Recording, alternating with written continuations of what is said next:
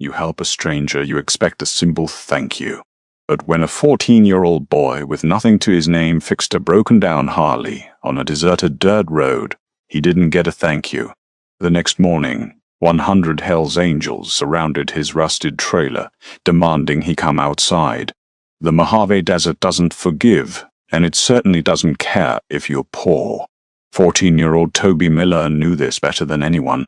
He lived with his mother, Rachel, in a rusted, single-wide trailer on the absolute fringes of Barstow, California. Their home was a patchwork of corrugated tin and broken promises, sitting in a dirt-lot park where the town's forgotten souls waited out the blistering heat. Rachel worked back-to-back shifts at a Greasy Spoon diner out on Interstate 15, leaving Toby to his own devices. But Toby wasn't the type to get into trouble. His sanctuary was the local scrapyard, and his religion was grease, gears, and gasoline. Toby had a gift. He could listen to a sputtering engine and tell you exactly which valve was choking. He spent his afternoons scavenging discarded lawnmowers, busted alternators, and stripped copper wire, fixing whatever he could to sell for a few dollars. It was a meager existence, but it put cans of soup in the cupboard when Rachel's tips weren't enough. It was a Tuesday evening in late July. The sun was finally dipping below the jagged horizon, painting the desert sky in bruised shades of purple and orange. The heat radiating off the asphalt was still thick enough to warp the air. Toby was walking the 3 miles back to the trailer park, his backpack heavy with a salvaged carburetor from an old Ford pickup, his hands permanently stained black with oil. That was when he heard the cursing. It was a deep, gravelly sound echoing off the canyon walls of the desolate back road. Toby froze. Up ahead, silhouetted against the dying light, was a machine that commanded immediate respect. It was a customized Harley-Davidson Panhead, stripped down, raked out, and painted a glossy, menacing black. But it wasn't moving. Standing beside it was a man who looked like he had been carved out of granite and bad intentions. He was easily 6'4", his arms corded with thick muscle and completely covered in faded, sprawling ink. He wore a heavy leather cut over a sweat-stained black t-shirt. Even from a distance, Toby could see the patches on the back. The top rocker read, Hell's Angel. The center featured the infamous winged Death Head. The bottom rocker read, California. The man viciously kicked the motorcycle's front tire, his heavy engineer boot leaving a scuff mark on the rubber. Son of a bitch, he roared, throwing a heavy wrench into the brush. Toby's heart hammered against his ribs. Every survival instinct he possessed told him to turn around and run. The Hells Angels were legends in this part of California, with deep roots stretching back to the original San Bernardino Burdu chapter. The stories whispered in town were filled with violence, loyalty, and a strict code that outsiders like Toby were better off avoiding. But Toby also looked at the bike. The unmistakable smell of flooded gasoline hit his nose. Before his brain could override his feet, Toby took a step forward. The gravel crunched loudly beneath his worn-out sneakers. The biker snapped his head around. His eyes, hidden behind dark aviator sunglasses, locked onto the small teenager. He had a thick, graying beard and a scar that snaked from his earline down into his collar. "What you looking at, kid?" The biker growled, his voice like rocks grinding together. "Keep walking unless you want to catch a bad day."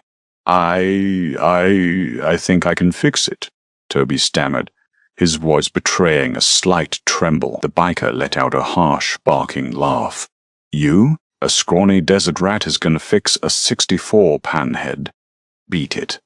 My brothers are bringing a truck from San Burdu, but they're 2 hours out. I don't need a Boy Scout playing mechanic." Toby took another step closer, dropping his heavy backpack in the dirt. "You're flooding it," Toby said, pointing a grease-stained finger at the engine. "I can smell the rich gas from 50 feet away. You've been trying to kickstart it for a while, right?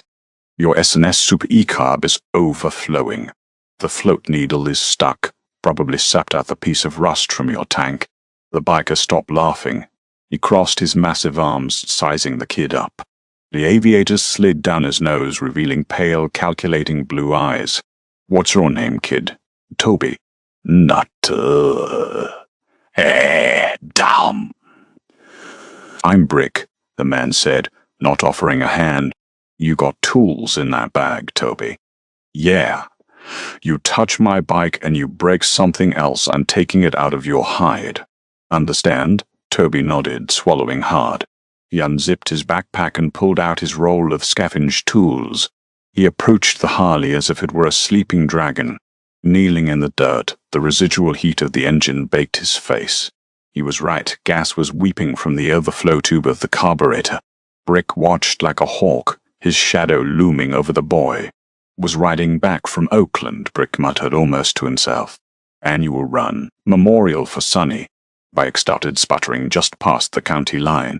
Toby didn't know who Sonny was, though he figured it was someone important in the biker's world. He didn't ask. Instead, he got to work. He carefully unscrewed the float bowl of the carburetor. Gasoline spilled out, soaking into the dry earth. Toby squinted in the fading light, inspecting the brass float needle. Here, Toby said, holding up a microscopic fleck of red debris. Tank lining is flaking. It wedged the needle open. Gas just kept pouring in, flooding the cylinders. Brick grunted, kneeling beside him. Well, I'll be damned. Can you clear it? I can, Toby said, pulling a thin piece of copper wire from his pocket. But your plugs are probably fouled from all the rich running. Got a spark plug wrench? Brick nodded, pulling a leather tool roll from the front forks.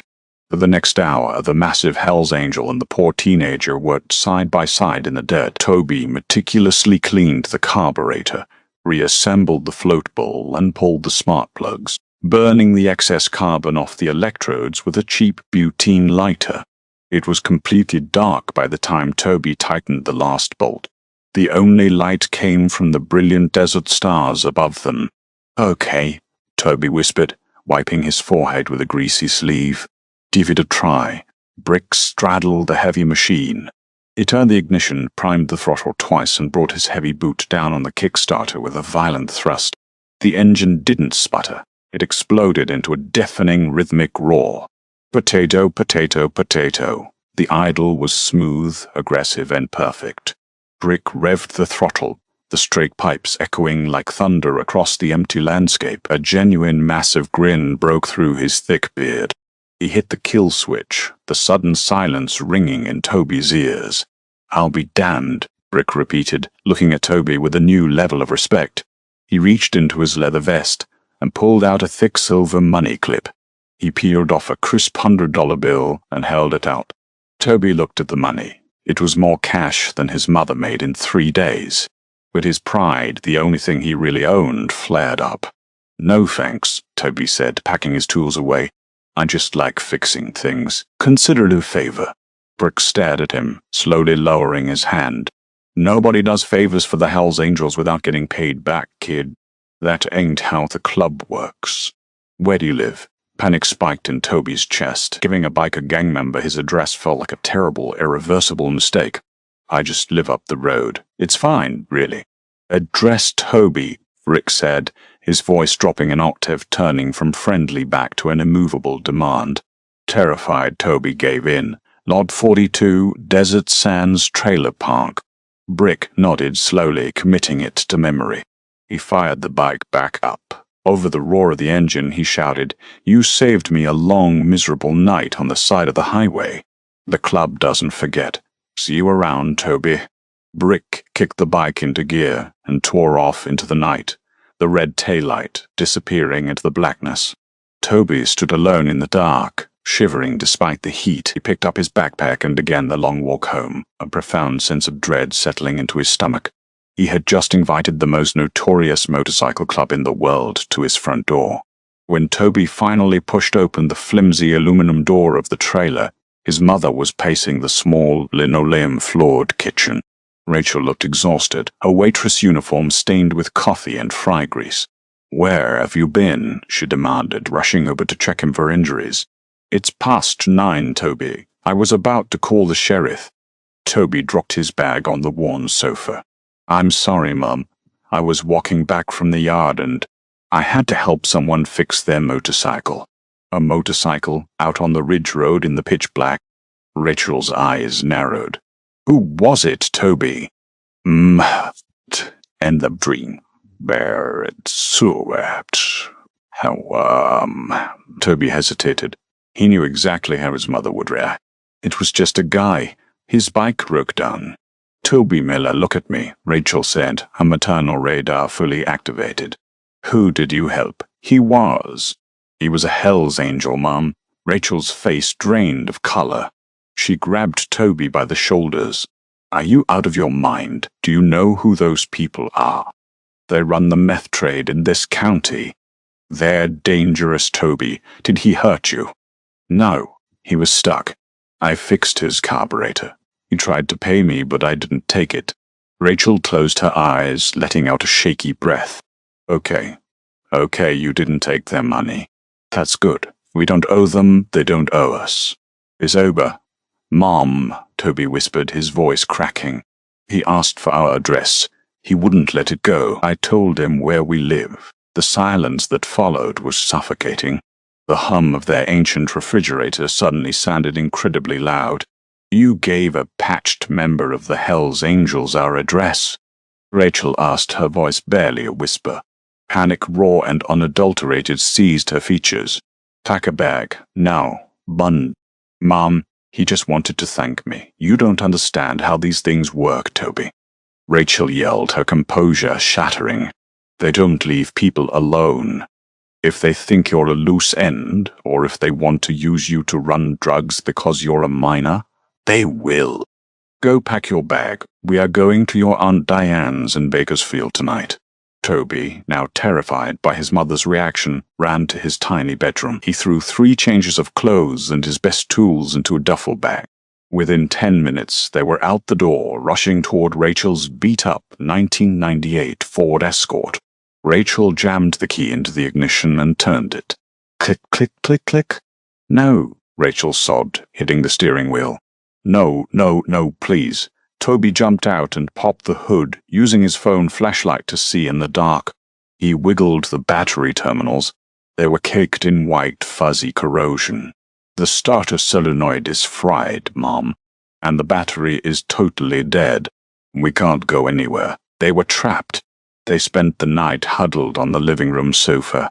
Rachel kept a rusty tire iron resting on her lap, jumping at every coyote howl and every passing truck on the distant highway. Toby didn't sleep a wink, staring at the ceiling, overwhelmed by guilt. He had tried to do a good deed, and now he had put his mother in danger. Morning broke with the agonizing slowness of a nightmare. The sun crested the horizon at 5:45 a.m., casting long, harsh shadows across the trailer park. At exactly 6 a.m., the ground began to vibrate. It started as a low, subsonic hum, a vibration that rattled the cheap teacups in Rachel's cupboards. Toby sat bolt upright. Rachel gripped the tire iron, her knuckles turning white. The hum steadily grew into a roar. It sounded like a fleet of low-flying bombers descending upon the desert. Toby crept to the window and peeled back the faded floral curtain. His breath caught in his throat. Turning off the main highway and onto the dirt road of the trailer park was a procession of motorcycles. It wasn't just brick, it was an army.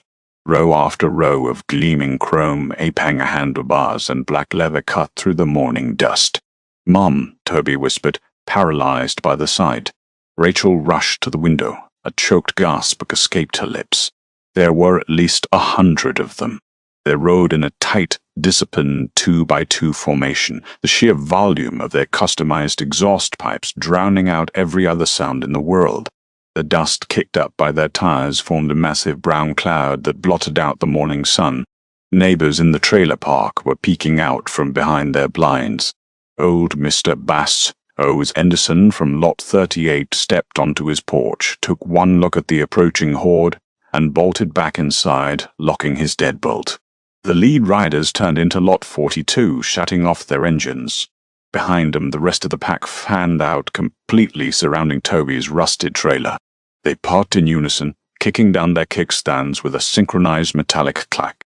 The sudden silence that followed the deafening roar was almost worse. Toby looked at the men dismounting.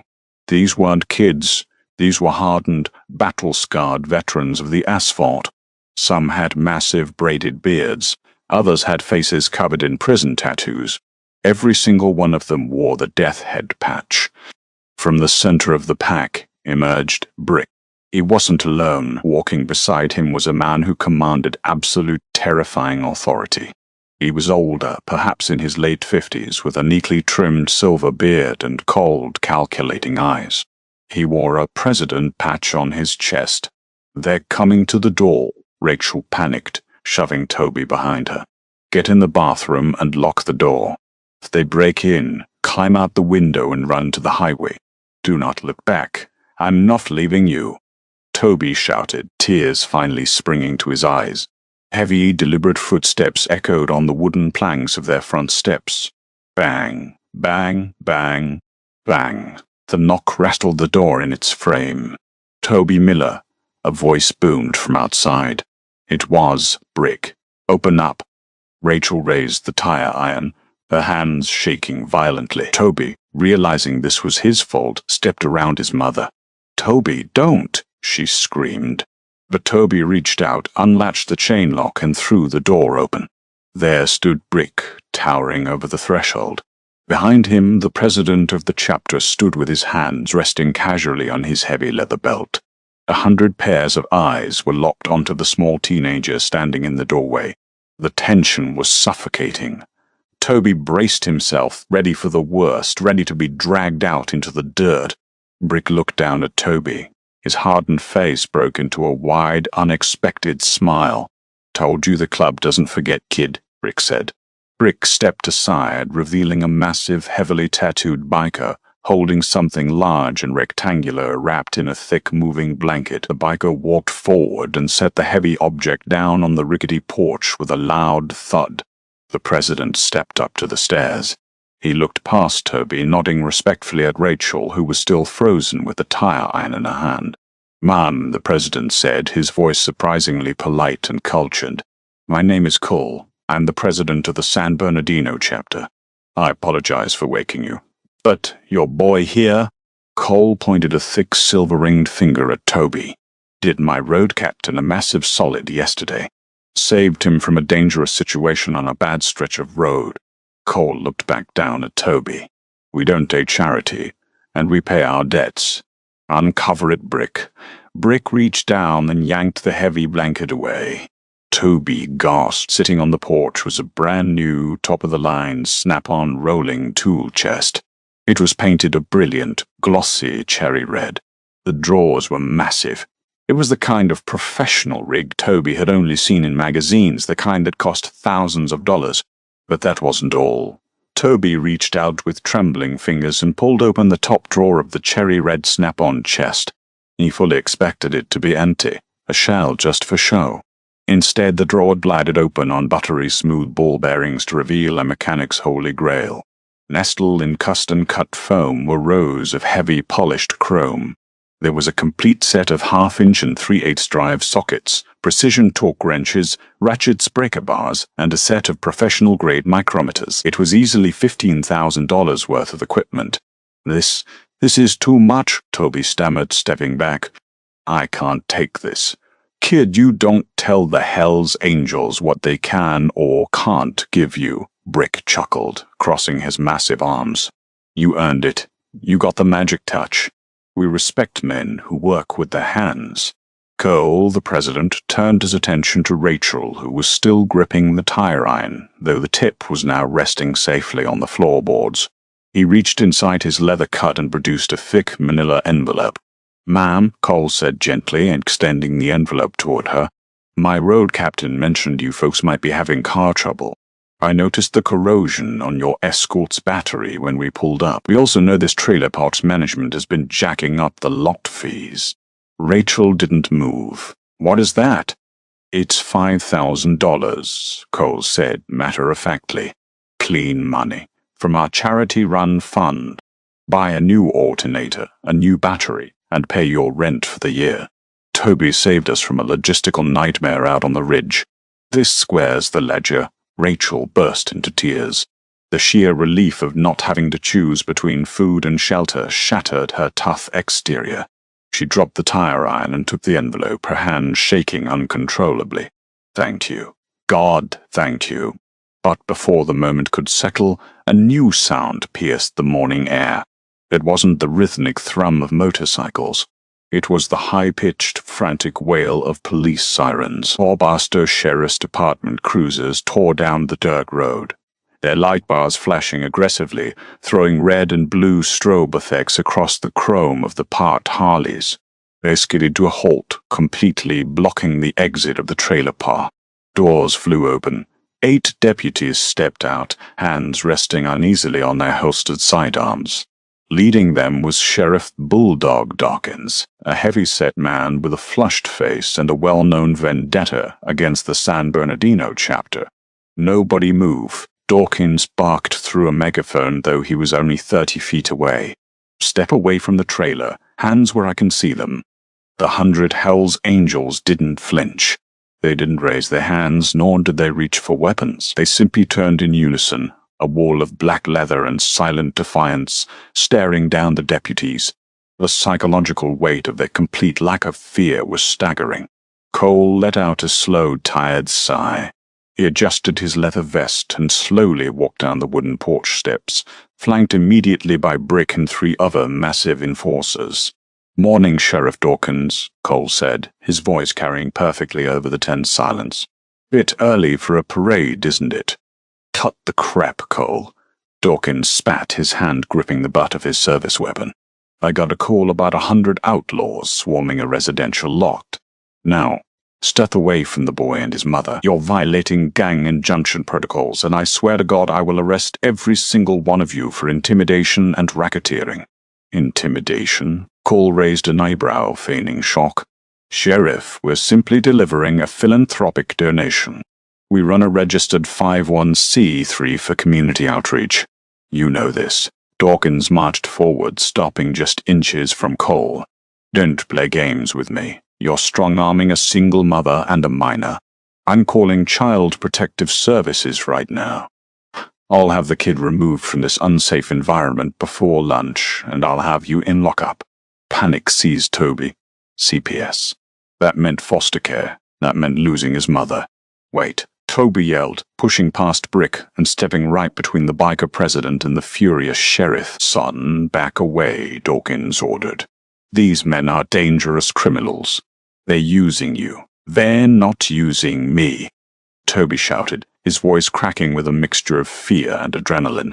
"I fixed his motorcycle yesterday. He broke down and I fixed his carburetor.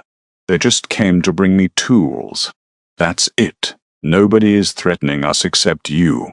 Dawkins sneered, looking at the brand-new Snap-on chest. "A kid fixes a carburetor and they bring him 20 grand in stolen goods? That's fence money, kid. You're holding stolen property." Cole calmly reached into his back pocket. The deputies instantly tensed, some unbuckling their holsters. Cole slowly pulled out a folded piece of paper and handed it to Dawkins. "That's the receipt, Sheriff," Cole said icily. "Purchased legally yesterday evening at the distributor in San Bernardino. Paid in full, including sales tax. The tools are a charitable grant awarded to an aspiring mechanic. It's fully documented." Dawkins stared at the receipt. The paper was flawless. The ledger was clean.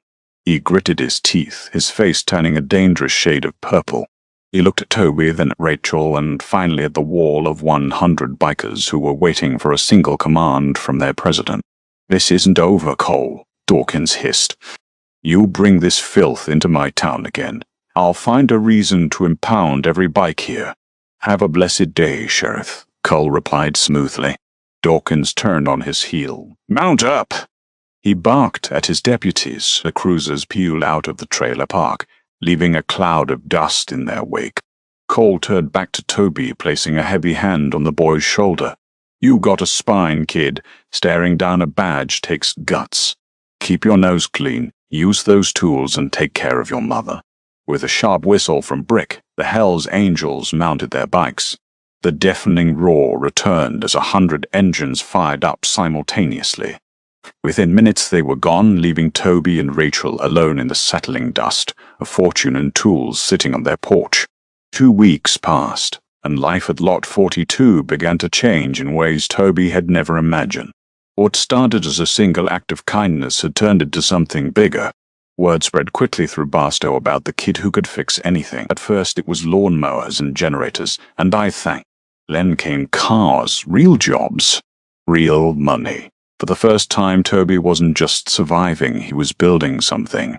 Rachel paid off their debts, and a fragile peace settled over their rusted trailer. But peace in the desert never lasts. It was a brutal Friday afternoon when the sound of tires crunching over gravel broke the silence. A battered Dodge Ram slid onto the lot, dust swirling behind it. Toby rolled out from under a Chevy Impala, wiping his hands, and immediately felt his stomach drop. Ray, the man who had abandoned them. The man who had broken their lives. Ray stumbled out of the truck, reeking of alcohol, his eyes wild with greed. His gaze locked onto the gleaming tool chest, and a crooked grin spread across his face. "Look at this," he muttered. "My boy's doing real well."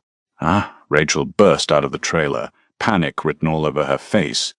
"Get out, Ray. You don't belong here." But Ray didn't listen. He never had. He yanked open a drawer of the tool chest, whistling at the pristine chrome. "This'll fetch a fortune.